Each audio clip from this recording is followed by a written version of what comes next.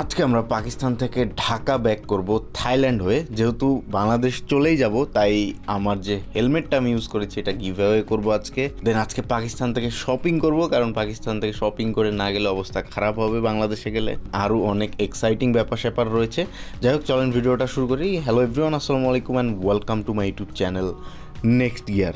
শুরুতেই এটা দিয়ে শুরু করতে চাই। লাস্ট ভিডিওতে যারা দেখেছেন, আমরা খুব তাড়াহুড়া করে ইসলামাবাদ থেকে লাহোর এসেছি, কারণ আমাদের ফ্লাইট টিকিটটা ভুল করে কাটা হয়েছে। রিজভি ভাই হচ্ছে টিকিটটা পাঠাইছে, যখন বিমানের টিকিট যখন পাঠাইছে তখন দেখে মাথা ঘুরে গেল, কারণ টিকিট দেখি যে হচ্ছে লাহোর থেকে কেটে ফেলছে ভুল করে, ইসলামাবাদের বদলে সে লাহোর থেকে কেটে ফেলছে। এখন কালকে লাহোর থেকে ঢাকার ফ্লাইট, তাই খুব তাড়াহুড়ার মধ্যে পড়ে গেছি। আমাদের কথা ছিল ইসলামাবাদে এসে শপিং করব, বাট ইসলামাবাদে যেহেতু টাইম একটুও পাচ্ছি না, তাই প্রথম কাজ হচ্ছে ইসলামাবাদে আগে বাইক যেখান থেকে রেন্ট নিয়েছিলাম ওখানে বাইকটা বুঝিয়ে দেওয়া। তাই আমি কল দিই আলী ভাইকে, এবং আলী ভাই তার ফ্রেন্ডকে পাঠায় এই বাইকটা রিসিভ করার জন্য।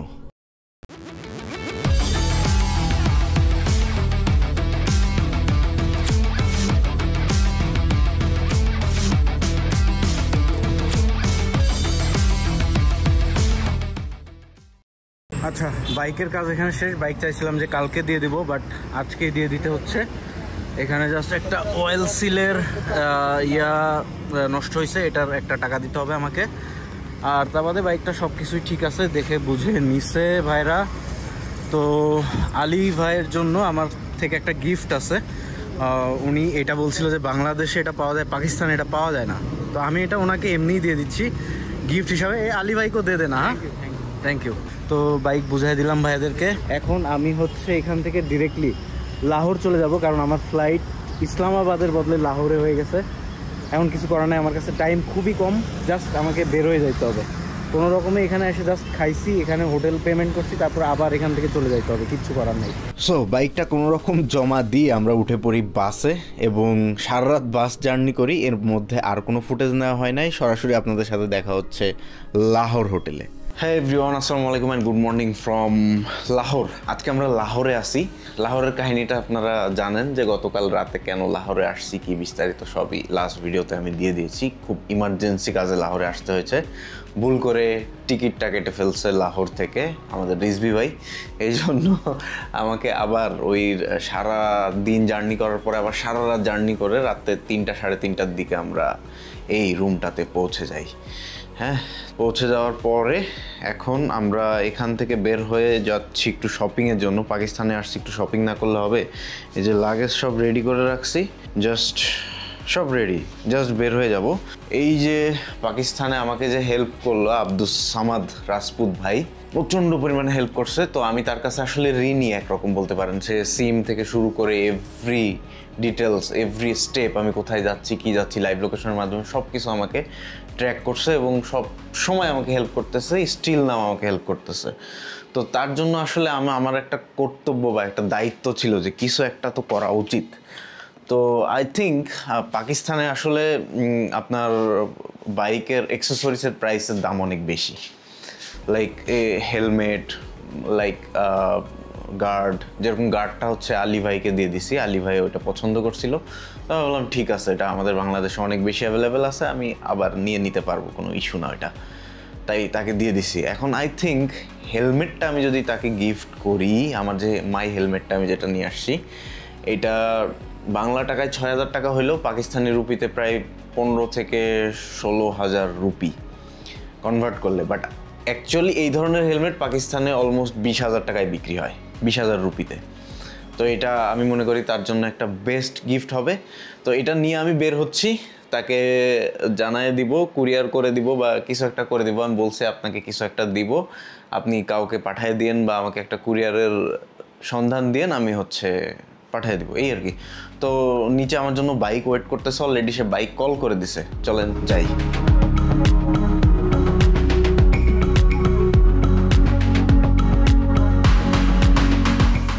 ওকে, আমরা বের হয়ে গেছি। আর এই বাইকটাতে করে আমরা হচ্ছে এখন শপিংয়ের দিকে যাচ্ছি। তো শপিংয়ের দিকে যাওয়ার আগে তাকে বললাম যে হেলমেটটা কোথায় ড্রপ করব। তো হেলমেটটা ড্রপ করার জন্য আমাকে একটা লোকেশন দিয়ে দিচ্ছে, এই জন্য দাঁড়ায় আছি। লোকেশনটা দিলেই হেলমেটটা ড্রপ করে দিব, সে এরপরে এটা নিয়ে নিবে। আর হেলমেট আসলে আমার জন্য ক্যারি করাও কষ্ট ছিল লাগেজের মধ্যে। এখন শপিং করব, জিনিসপত্র নিব, তো লাগেজ অলরেডি ফুল করেই আনছি, হেলমেটের সব কিছু নিয়ে। যাই হোক, এই হচ্ছে লাহোর সিটি এয়ারপোর্টের পাশের রোড এটা বলা যায়, এবং ক্যান্টনমেন্ট এখানে আছে, যার ফলে একদম ফাঁকা থাকে এই এরিয়াটা। এই যে বিমান উঠতেছে, শব্দ পাচ্ছেন নিশ্চয়ই, ওই যে দেখেন একটা বিমান হয়ে যাচ্ছে। তো এই যে হচ্ছে হেলমেটটা রেখে যাচ্ছি সামাদ ভাইয়ের জন্য, অ্যান্ড এটা হচ্ছে সামাদ ভাইয়ের ভাই এলো सामद भाई का से पहुँचे दी बेटा। हाँ सामद भाई, हाँ मैंने वो हेलमेट और सिम और कैश दे दिया उसको। হেলমেট রাখার পরে আমরা আবার বেরিয়ে পড়লাম শপিংয়ের উদ্দেশ্যে। বাট এখানেও দুঃখের বিষয়, মানে আমার সাথেই কেন এত দুঃখ হয় আমি জানি না। যেহেতু মহরম চলতেছিল ওই টাইমে, অ্যান্ড মহরমের টাইমে সব শপিং মল বন্ধ। ফার্স্ট একটা শপিং মলের সামনে গেলাম, দেখেন এখানকার কি অবস্থা। ওকে, আমরা আসছি হচ্ছে প্যাকেজেস মল নামের একটা জায়গা আছে লাহোরে, সেখানে ওই যে এটা হচ্ছে প্যাকেজেস মলের গেট, ওখানে দাঁড়ানোর জায়গা নাই, তাই দাঁড়াই নাই। তো কাহিনী যেটা হয়েছে সেটা হচ্ছে এখন কোনো 9-10 মহরমের কারণে কোনো কিছু খোলা নাই। আমি যে শপিং করব এই অপশনটাই নেই। মানে কি যে খারাপ লাগতেছে আমার, মানে কালকে যদি এই যাই হোক যেটা হয়ে গেছে গেছে, এখন তো আর কিছু করার নাই। তারপরেও দেখি এই যে বাইকার ভাইয়ের সাথে আছে ওনাকে বলে দেখি কোনো জায়গা থেকে ম্যানেজ করা যায় নাকি, কারণ পাকিস্তানি 3 পিসের জন্য আমাকে না হলেও 10-12-15 জন নক দিছে। তো আমি ট্রাই করতেছি সবার জন্য কিছু না কিছু নিয়ে যাওয়ার, বাট আই থিঙ্ক আমার মনে হয় আজকে এটা হবে না। কি করব জানি না, যাই হোক কিছু তো একটা নিতেই হবে। দেখছি আমি কোথায় আসলে খুঁজে পাই সব কিছু। আর হঠাৎ তাড়াহুড়ার কারণে আর মহরমে 9-10 মহরমে এরা সব বন্ধ রাখে, বলছিলাম না, পারলে তো নেটওয়ার্কও বন্ধ রাখে। ভাগ্যি যে নেটওয়ার্কটা পাচ্ছি, নাহলে তো এই যে টুকটাক হেল্প এটাও পাইতাম না।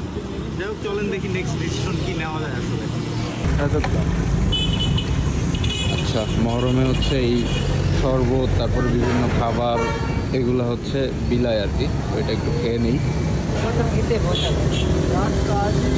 তো আমি হচ্ছে এই বাইকের পিছনে করে ঘুরতেছি পুরা লাহোর, এবং এই মহরমের উৎসবে সবাই এই খানাপিনা করতে থাকে। তারপরে হচ্ছে আপনার আরও অনেক কিছু বিলায়, অনেকে বিরিয়ানি, পোলাও, তারপরে ফ্রুটস, এগুলো অনেক কিছু। আমি হচ্ছে স্কারদুতে কিন্তু এই শরবত খেয়েছিলাম, প্লাস হচ্ছে আপনার ফলমূল খেয়েছিলাম, বেশ ভালো জিনিসটা, বেশ মজার। ये कितने दिन के लिए करता है? 10 डेज और 10 डेज। और कल ख़त्म हो जाएगा ना? कल से मरम खत्म, कल लास्ट डे, कल लास्ट। ओके, 9 या 10 মহরম হচ্ছে সবচেয়ে বড়ো আকারে এখানে পালিত হয়। তবে কষ্টের বিষয় হচ্ছে সব কিছু বন্ধ করে দেওয়াতে আর কি আমাদের জন্য কষ্ট। ये रोड ऐसे ही फाका रहता है और मुहर्रम के लिए फाका है अभी? नहीं, ये मुहर्रम के लिए। मुहर्रम के लिए रोड तो पूरा फुल होता है ना?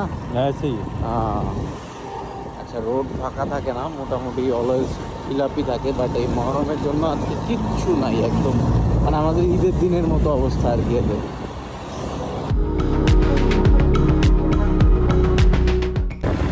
অবশেষে আমরা ঘুরতে ঘুরতে ঘুরতে ঘুরতে একটা মল খোলা পেলাম, যেটা হচ্ছে ডলমেন মল। এই মলটা খোলা আছে দেখি, তাহলে এটাতে যে দেখা যাচ্ছে কিছু পারি নাকি। মলগুলোতে নর্মালি প্রাইস বেশি হবে, কিন্তু কিছু করার নাই। আপাতত অপশন যেহেতু পাচ্ছি, কিছু তো একটা করেই ফেলি।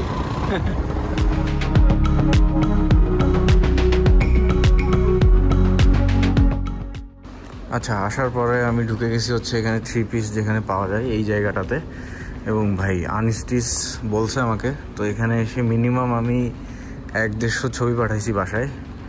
চয়েস করতেছে আমি 2 ঘন্টা ধরে এখানে, এবং 2 ঘন্টা ধরেই ট্রাই করতেছি যে দেখানো। অবশেষে 2টা চয়েস করতে পারছে, এবং সেই 2টাই নিয়ে যাচ্ছে। আমার লাগে যে জায়গাও আসলে অল্প, চাইলে অনেক বেশি নিতে পারতাম, বাট তারপরও কিছু করার নেই আর কি। ওই যা হয় ওইটা আপাতত নিয়ে যায়। আর এখানে আসলে অনেক রকম আছে, আনস্টিচ আছে, স্টিচ আছে, তারপর আরও অনেক কিছু আছে। যাই হোক, তো শুধু পাকিস্তান থেকে 3 পিসই নেওয়ার মতো এবং প্রাইসও বেশ মোটামুটি কম। আমি যদি একটু দেখাই প্রাইস, যেমন ধরেন এই যে এইগুলোর প্রাইস যদি দেখাই তাহলে 3 পিস 4590 রুপি, বাংলা টাকায় কনভার্ট করলে হয়তো 2000 টাকারও কম আসবে, বুঝছেন?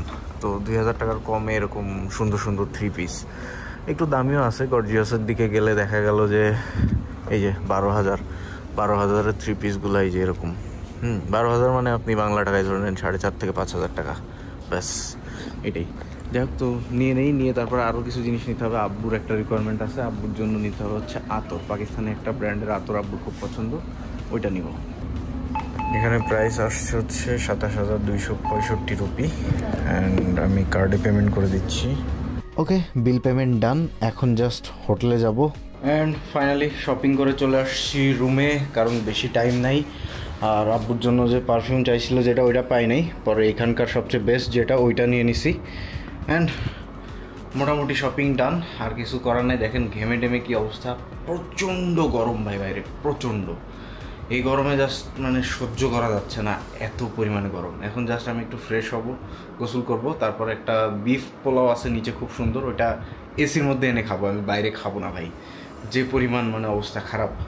এবং এখানকার শেষ দিনের মতো আজকে বিফ পোলাওটা খাবো, এবং এত মজা এটা ভাই। আমি যদি বাংলাদেশে নিয়ে যেতে পারতাম অবশ্যই নিয়ে যেতাম আমার আত্মীয় স্বজনের জন্য, বাট 24 ঘন্টা মতন থাকবে না, আমার ফ্লাইট অলমোস্ট 13 ঘন্টা, তার মধ্যে আবার ট্রানজিট থাকবে, একটু ডিলে হবে, আমাকে আগে এয়ারপোর্টে যেতে হবে, এয়ারপোর্ট থেকে বেরোইতে দেরি হবে, তো সব মিলে এটা সম্ভব হবে না আর কি। বিফ পোলাওয়ের টাইমে দেখা হচ্ছে। খাওয়া দাওয়া করবো, এবং খাওয়া দাওয়ার মধ্যে ভাই বিরিয়ানি খাইতে হবে, আর পাকিস্তানের বিরিয়ানি মানে তো জানেনই। তো খাবার আমি নিয়ে নিছি। আমি নর্মালি খাবারের খুব একটা ভিডিও করি না, কিন্তু পাকিস্তানে আসার পরে এটা করতে হচ্ছে। এদের বিফ পোলাও মানে এত লাইট, খাবার খাইলেও কোনো সমস্যা নেই, এত গরমের মধ্যেও খাওয়ার রিস্ক নিচ্ছি। এই যে হচ্ছে মাংসের পরিমাণ আর রাইসের পরিমাণ, ওই যে অনেকগুলো আছে। আমি তো পার্সেল নিয়ে আসছি, এখানে এটার সাথে সালাদ আছে, লেবু আছে, ব্যাস আর কিছু দরকার নেই, শুধু এটা হইলেই ওকে ডান। তো আমি খাওয়া দাওয়া করি এখানে, এবং টেস্টটা একটু আপনাদেরকে বলি, জাস্ট ভাত খাইলেই শান্তি।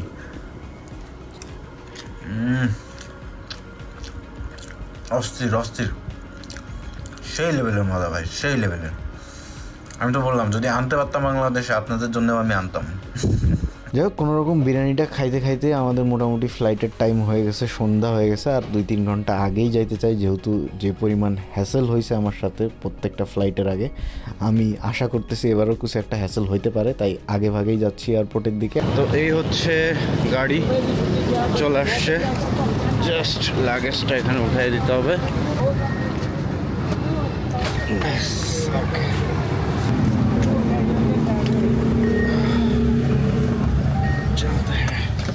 होटल हॉलीडे केड़ा है मनु? हाँ हाँ, हॉलीडे देरी हो गया। हाँ देर हो गया। नहीं मैंने कहा होटल हॉलीडे कौन सा? होटल हॉलीडे ये फाइन पिज्जा के पीछे की हाँ पीछे है। अच्छा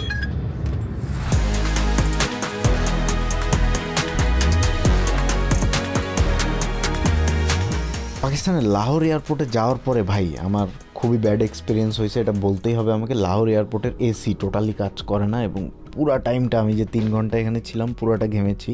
ফাইনালি ইমিগ্রেশন এবং বোর্ডিং পাস দুইটাই খুব সুন্দরভাবে স্মুথলি শেষ করলাম, বাট পাকিস্তানি ইমিগ্রেশনের লাইন অনেক বেশি। টাইম হচ্ছে এক্স্যাক্টলি 9:30। এখন আমি 1 ঘন্টার বেশি 1.5 ঘন্টা লাউঞ্জে স্টে করতে পারবো, কারণ একটু রিল্যাক্সেশন দরকার। একটু অনেক আগেই আসবেন আপনারা obviously immigration and check in complete করার জন্য। সো চলেন লাউঞ্জে যাই, একটু খানা পিনা করি।